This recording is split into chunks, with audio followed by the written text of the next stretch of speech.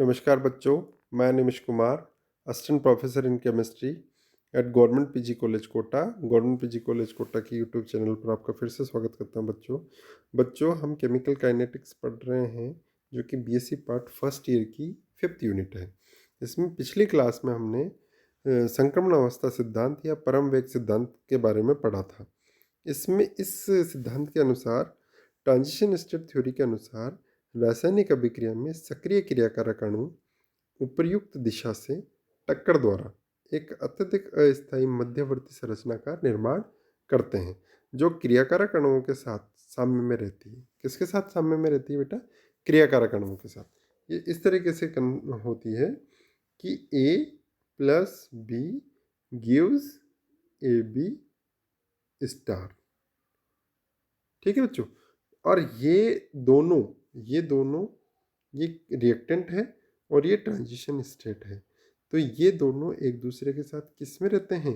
ये दोनों बेटा साम्य में रहते हैं, इक्विलिब्रियम में रहते हैं। और मध्यवर्ती संरचना संक्रमण, यही मध्यवर्ती जो संरचना है यही संक्रमण अवस्था कहलाती है। और यही फिर विघटित होकर शीघ्रता से, क्योंकि ये बहुत ज़्यादा अनस्टेबल होती है, तो ये बहुत जल्दी ही शीघ्रता से विघटित होकर अंतिम उत्पाद का निर्माण ये करती है।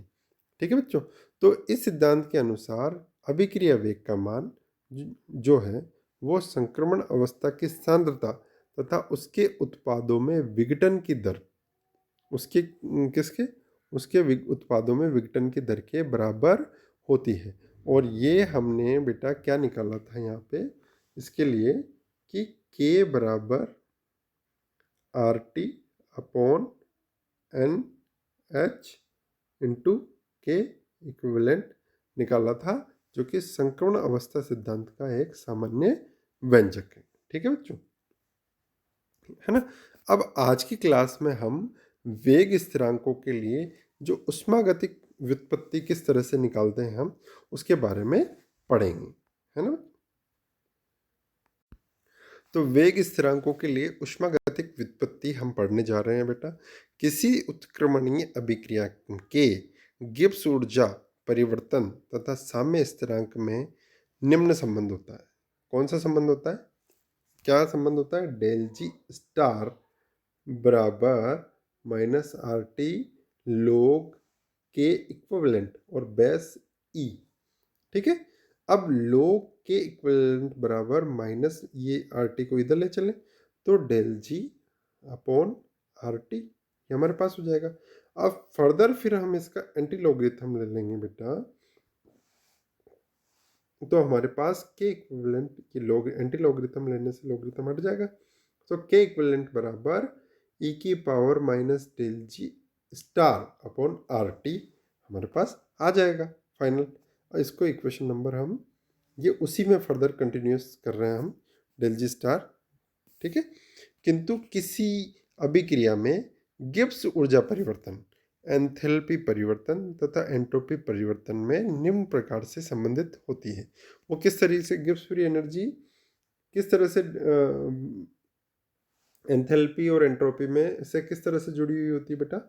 वो डेल जी स्टार बराबर डेल एच स्टार यानी एंथैल्पी में परिवर्तन माइनस टी डेल एस यानी एंट्रोपी में परिवर्तन से इस तरह से जुड़ी होती है। अब ये समीकरण साथ में हम डेल जी स्टार का मान रख देंगे, तो के इक्विवेलेंट बराबर ई की power minus del H star into del H star minus T del H star upon R T, ये इससे डिनोट हो जाएगा। तो के इक्विवेलेंट बराबर ई की power del S star upon R dot E की power minus del H upon R T, इससे डिनोट हो जाएगा ये।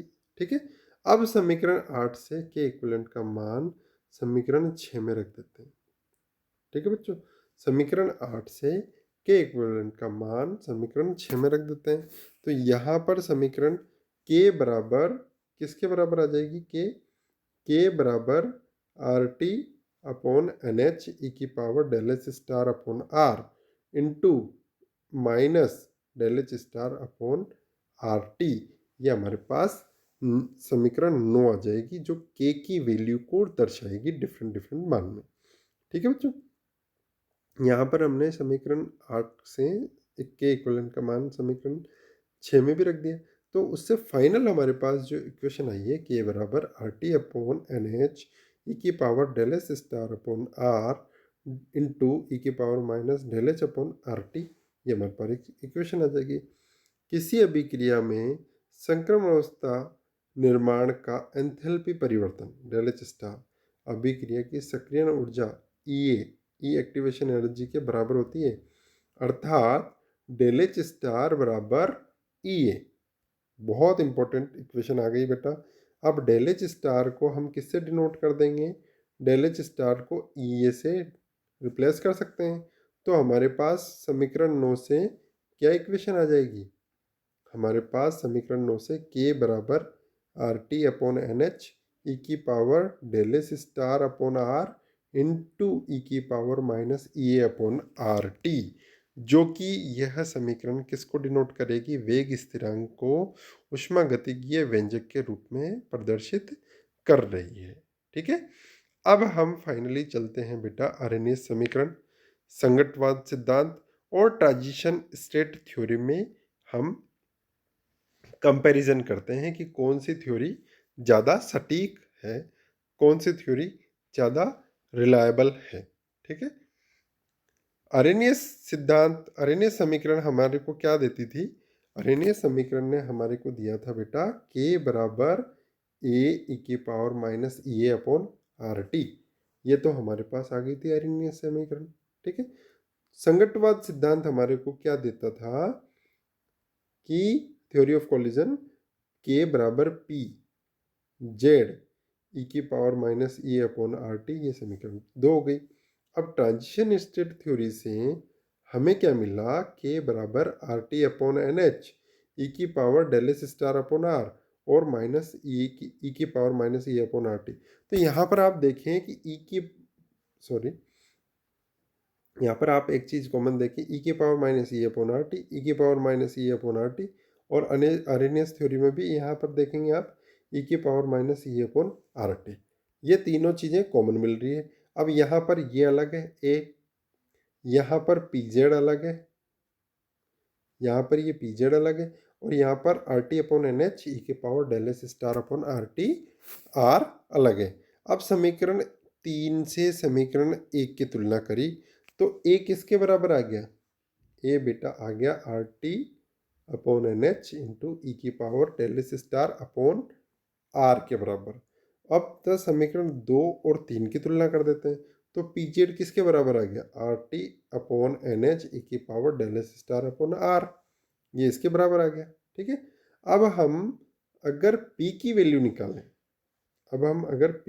निकालें, तो पी बराबर आर टी अपॉन जेड, इस जेड को नीचे ले जाएं इधर, जेड एन एच ई की power del S star upon R हमारे पास आ जाएगा। अतः स्पष्ट है कि आर्हेनियस समीकरण में उपस्थित पूर्व चर घातांकी पद ए तथा संगतवाद सिद्धांत समीकरण में उपस्थित प्रायिकता घटक पी अभिक्रिया में क्रियाकारक अणुओं द्वारा संक्रमण अवस्था निर्माण में होने वाले एंट्रोपी परिवर्तन डेल एस स्टार से संबंधित पद है। बिल्कुल सही बात है। किससे संबंधित है? क्योंकि ये सब सेम ही आ रहे हैं। डेल एस स्टार ए बराबर ई की power R minus R T, वो वाला आ जाएगा। तो उससे संबंधित ये तीनों एक दूसरे से संबंधित पद हमारे पास आ रहे थे। अब हम बेटा हमारा नेक्स्ट टॉपिक क्या है कि इसको अगली क्लास में और अच्छे से पढ़ेंगे, पर मैं थोड़ा सा आपको इसके बारे में ब्रीफ इंट्रोडक्शन दे देता हूँ कि उत्प्रेरक और उत्प्रेरण, यानी कि उत्प्रेरक क्या होता है।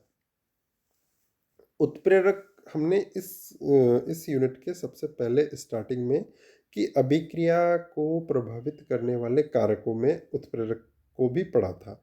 अब उत्प्रेरक क्या होता है बेटा? कि वे पदार्थ जिन्हें किसी अभिक्रिया मिश्रण में अल्प मात्रा में यदि हम मिला दें तो वो अभिक्रिया के वेग को परिवर्तित कर देते हैं, अभिक्रिया के वेग में वो परिवर्तित कर देते हैं, किंतु परिणामी रूप से वो खुद अप्रभावित रहते हैं, उनमें कोई परिवर्तन नहीं आता। ये पदार्थ ही, ये सभी क्या कहलाते हैं? ऐसे पदार्थ ये उत्प्रेरक कहलाते हैं। और यह उनका उनका यह प्रभाव ही क्या कहलाता है बेटा? उत्प्रेरण कहलाता है। अब मैं यहाँ पर आपको ये बताऊंगा कि ये जो इक्वेशन है 2KClO3 और 2KCl यहाँ पर ये दे रहा है और 3O2 ये यहाँ पर दे रहा है हमें। अब यहाँ पर जो ये हम MnO2 का इस्तेमाल कर रहे हैं वो क्या है? ये हमारा उत्प्रेरक है। और ये हमने यदि अल्प मात्रा में मिला दिया तो ये क्या करेगा? अभिक्रिया वेग को फास्ट कर देगा या अभिक्रिया वेग को ये परिवर्तित कर देगा। ठीक है बच्चों? इसी तरह से हमने दूसरा एग्जांपल ले लेते हैं, ट्वाइस H2O2 H3PO3, तो ट्वाइस H2 और O2। और मान लीजिए H3PO4 अगर यहाँ पर नहीं होगा तो शायद ये रिएक्शन हो ही ना पाए, शायद ये रिएक्शन हो ही नहीं पाए। तो H3PO3 क्या करता है बेटा? जैसे मान लीजिए ये इसका पाथ है इस रिएक्शन का, अब H3PO3 मिलाने से उसका पाथ, यानी कि ये जो इतना सक्रियण ऊर्जा चाहिए थी वो सक्रियण ऊर्जा नहीं, मतलब इतना पाथ उनको अल्टरनेट पाथ इसने उपलब्ध करा दिया है। ये यहाँ होके होता तो ये यहाँ होके हो जाएगा। ठीक है? और बेटा ये उत्प्रेरक बहुत इंपॉर्टेंट है, आपकी जो यूनिवर्सिटी एग्जाम्स हैं उनमें ये डायरेक्ट पूछा जाता है ना? तो उत्प्रेरक की परिभाषा आज हमने पढ़ी, यानी कि वे पदार्थ जिन्हें किसी अभिक्रिया मिश्रण में हम अल्प मात्रा में मिलाएं तो वे अभिक्रिया वेग को परिवर्तित कर देते हैं किंतु परिणामी रूप से स्वयं अप्रभावित रहते हैं, उत्प्रेरक कहलाते हैं। और इनका यह प्रभाव ही क्या कहलाता है? उत्प्रेरण कहलाता है। ठीक है बच्चों? तो आज की क्लास में इतना ही। Thank you so much.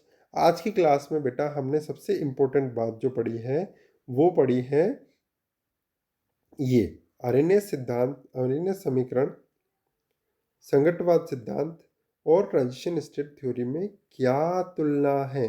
और दूसरी बात, डेल जी स्टार बराबर del H star minus T del S star के बराबर होती है ना?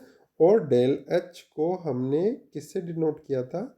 ई ए से, एक्टिवेशन एनर्जी से। तो ये सारे जो भी परिवर्तन हमने किए थे बेटा, इन सबको आपको अच्छे से अगली क्लास में पढ़ के आना है। आज के लिए इतना ही। Thank you so much.